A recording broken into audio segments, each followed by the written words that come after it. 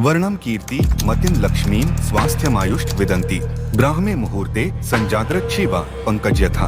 अर्थात ब्रह्म मुहूर्त में उठने से व्यक्ति को कमल जैसी सुंदरता, कीर्ति, धन, वैभव, स्वास्थ्य और लंबा आयुष प्राप्त होता है। ब्रह्म मुहूर्ते या निद्रा सा पुण्यच्छ कारणी, अर्थात ब्रह्म मुहूर्त में निद्रा पुण्य का नाश करने वाली होती है। ब्राह्मो मुहूर्ते उत्तेष्ट स्वास्थ्य रक्षार्थ मायुषा तत् सर्वार्थ शांतर्थ स्मारकेच्छ मधुसूदनम, अर्थात जो लोग बीमारी से मुक्त लंबी जिंदगी जीना चाहते हैं उन्हें ब्रह्म मुहूर्त में उठना चाहिए। हमारी सनातन संस्कृति में बताया गया है यह ब्रह्म मुहूर्त चमत्कारी पल या अमृत बेला है। सूर्योदय से ठीक 96 मिनट पहले का वह समय चमत्कारिक समय जिसका ठीक से उपयोग करना अगर आप लोग को आ गया तो कुछ ही समय के पश्चात आपके जीवन में आए परिवर्तन को देखकर आप दंग रह जाएंगे और आप अपने किसी भी लक्ष्य को इतनी आसानी से कर लेंगे जिसके बारे में आपने कभी सोचा भी नहीं होगा। आप किसी भी स्किल्स में इतनी जल्दी विशेषज्ञ बन जाएंगे जिसे सोचकर आप स्वयं भी हैरान रह जाएंगे, क्योंकि ब्रह्म मुहूर्त में किया गया कोई भी कार्य उसी तरह विकसित होता है जैसे कि पानी, खाद और सूर्य की उपस्थिति में कोई पौधा। इसलिए इस समय को डी क्रिएट हावर भी कहा गया है और यह कोई जादू टोना या अंधविश्वास की बात नहीं है, लेकिन ब्रह्म मुहूर्त के इस प्राचीन तत्व को विज्ञान ने भी स्वीकार किया है। मैं बिस्तर में जाता हूँ, 30 सेकंड में मुझे नींद आ जाती है, 30 सेकंड में, और सुबह जब मेरा उठने का समय होता है ठीक उसी से मैं उठता हूँ। रात को जल्दी सो जाना, उसके बाद सुबह उठना, 4 बजे मैं उठ जाता हूँ। आप इतना करके देखिए, आपके घर से तकलीफें दूर होती चली जाएंगी, ये लड़ाइयाँ दूर चली जाएंगी, डिप्रेशन दूर होता चला जाएगा। ब्रह्म मुहूर्त को हमारे शास्त्रों जैसे कि वेद, पुराण और उपनिषदों में बहुत महत्वपूर्ण जगह दी गई है। यहाँ हम आपको मनुस्मृति में दिखाते हैं। ब्रह्म मुहूर्त में उठकर हमें ध्यान यानी कि मेडिटेशन और वेदों का ज्ञान लेना चाहिए। अब आप सोचो कि इतना कठिन कहे जाने वाले वेदों के अध्ययन को महर्षि मनु ने ब्रह्म मुहूर्त के समय ग्रहण करने को क्यों कहा है? तो इसके पीछे एक बहुत बड़ा कारण रहा होगा। हाँ, सच में इसके पीछे बहुत बड़ा कारण है और सनातन धर्म के साथ साथ दूसरे धर्म के लोग ने भी इस समय को प्राथमिकता प्रदान की है। धार्मिक अध्ययन, चिंतन और आयोजन के लिए महत्वपूर्ण माना है। तो अब हम आपको बताएंगे कि इस समय के दौरान ब्रह्मांड में ऐसा क्या होता है जो ब्रह्म मुहूर्त के समय को इतना पावरफुल बनाता है। पहला है अच्छे मुहूर्त से शुरुआत। हम हमेशा अपने शुभ कार्यों की शुरुआत मुहूर्त देखकर ही करते हैं, जैसे कि शादी करना, गृह प्रवेश करना आदि। तो फिर हम अपने महत्वपूर्ण दिन की शुरुआत एक अच्छे मुहूर्त से क्यों ना करें। लेकिन मुहूर्त किसे कहा जाता है? एक मुहूर्त 2 घड़ी का होता है। 1 घड़ी बराबर 24 मिनट, 2 घड़ी बराबर 48 मिनट और 48 मिनट बराबर 1 मुहूर्त, और पूरे 24 घंटे में ऐसे 30 मुहूर्त होते हैं जिसकी सूची हम आपको दिखाते हैं। इसमें से 29वें क्रम का मुहूर्त है ब्रह्म मुहूर्त। और ज्ञान प्राप्ति के लिए, ब्रह्म प्राप्ति के लिए, लक्ष्य प्राप्ति के लिए और अपने स्वांगीण विकासों के लिए ब्रह्म मुहूर्त बहुत ही अनुकूल समय है। आपका लक्ष्य चाहे कुछ भी हो, लेकिन उसे प्राप्त करने के लिए आपको चाहिए एकाग्रता,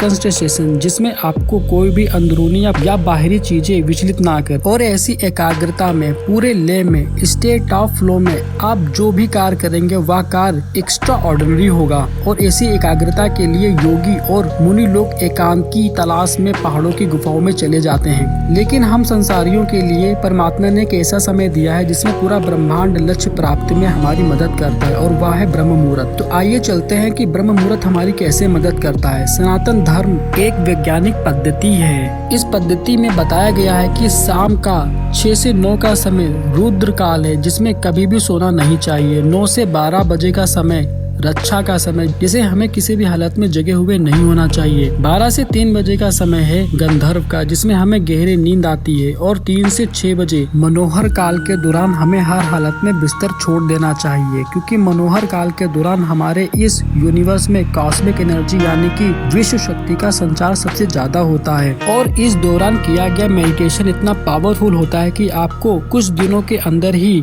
स्पेशल एक्सपीरियंस शुरू होने लगेंगे। आपकी विश्व शक्ति का लेवल इतना बढ़ जाएगा कि आप अपने कॉन्शियस इंटेलिजेंस में इसका असर देखने लगेंगे और ज्यादा से ज्यादा कॉस्मिक एनर्जी पाने के लिए साधु योगी ब्रह्म मुहूर्त के द्वारा मेडिटेशन करते हैं। अब ऐसा बिल्कुल नहीं है कि एनर्जी पाने के लिए आपको मेडिटेशन ही करना जरूरी है, बिल्कुल नहीं। अगर इस समय के दौरान कंसंट्रेशन के साथ किया गया कोई भी काम, चाहे वह पढ़ाई हो, प्लानिंग हो, मेडिटेशन हो या कुछ भी हो, उसका रिजल्ट आपको एक्स्ट्रा ऑर्डिनरी ही मिलेगा। कॉस्मिक एनर्जी के बाद ब्रह्मांड हमें दूसरी चीजें देता है। न्यूनतम ध्वनि प्रदूषण। क्या आप जानते हैं कि तेज आवाज का आपके दिमाग पर क्या असर पड़ता है? अगर नहीं जानते तो आज जान लीजिए। हमारे आसपास की आवाज हमारे ब्लड प्रेशर को इंक्रीज करती है, जिससे दिमाग ठीक तरह से कंसंट्रेट और फोकस नहीं कर पाता। हैरी पॉटर की लेखक जेके रोलिंग बताती हैं कि हैरी पॉटर लिखते समय बाहर की आवाजों की वजह से वह ठीक से कंसंट्रेट नहीं कर पाती थी, जिसकी वजह से उन्हें होटल में एक रूम लेना पड़ा था ताकि वह बाहर की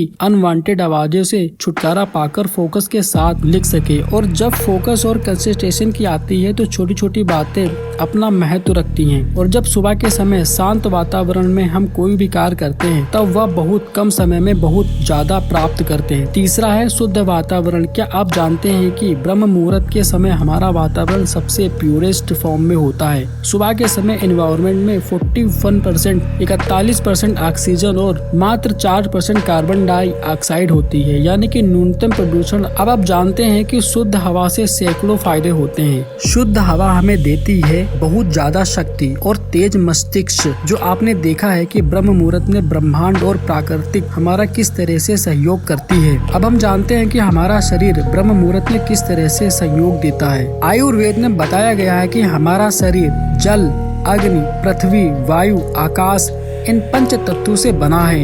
इन्हीं पंच तत्वों के मिलने से हमारे शरीर की मुख्य शक्ति का निर्माण होता है। वायु और आकाश से वात बनता है, अग्नि और जल से पित्त बनता है, जल और पृथ्वी से कफ बनता है। अब यह जो शक्ति होती है वह मानसिक कार्य करने के लिए बहुत ही महत्वपूर्ण है। शाम के 2 से 6 तक और सुबह 2 से 6 तक वह शक्ति हमारे शरीर में प्रभावित होती है। इस समय के दौरान हमें रचनात्मक और बौद्धिक कार्य करने चाहिए, लेकिन बात शक्ति के दरमियान हमें मस्तिष्क से जुड़े हुए कार्य क्यों करनी चाहिए? तो यह जो वात शक्ति होती है वह हमारे शरीर के एक ऐसे चक्र से जुड़ी हुई है जो आध्यात्मिक चेतना को बढ़ाता है, जो हमारी भावनाओं को भक्ति, शुद्ध ईश्वर प्रेम और निष्ठा की ओर मोड़ता है, जिसका प्रतीक हिरण है, जो अत्यधिक ध्यान देने और चौकन्नेपन का बोधक है। और सबसे खास बात, इस चक्र के देवता शिव और पार्वती। शिव चेतना और पार्वती प्रकृति की प्रतीक है। पार्वती प्राकृतिक की प्रतीक है, जिससे हमें ब्रह्म का ज्ञान होता है। और इस चक्र का नाम है अनाहत चक्र। जब ब्रह्म मुहूर्त में वात शक्ति हमारे शरीर में प्रवाहित होती है, ऐसे समय में हम कोई बौद्धिक कार्य करते हैं तो यह अनाहत चक्र भी अपना प्रभाव दिखाना शुरू कर देता है। अनाहत चक्र का रंग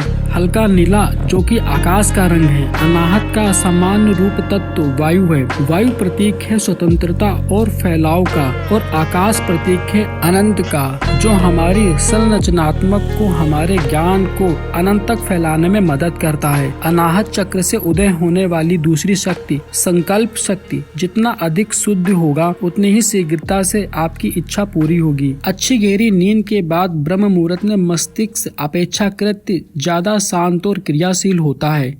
यह एक ऐसा समय है जब ब्रह्मांड और हमारा शरीर दोनों ही सकारात्मक ऊर्जा से भरपूर होता है। हमारा शरीर प्राकृतिक के बनाए नियमों के अनुसार चलना चाहिए। पानी में भी जब हम पानी की धारा के साथ तैरते हैं तो आसानी से हम तैर पाते हैं, और धारा के विपरीत दिशा में तैरोगे तो तैरने में काफी ज्यादा जोर लगाना पड़ेगा। तो इसलिए हमारे ऋषि मुनियों ने बौद्धिक और मानसिक कार्यों को करने के लिए ब्रह्म मुहूर्त में उठने की और उठकर जागृत होने की सलाह दी है। प्रकृति आपका साथ दे रही है, आपका शरीर भी आपका साथ दे रहा है। बस आपको जरूरत है कि प्रकृति और शरीर को साथ देने। तो दोस्तों, हमारी यह वीडियो आपको कैसी लगी है कमेंट में जरूर बताएं। जय श्री राम।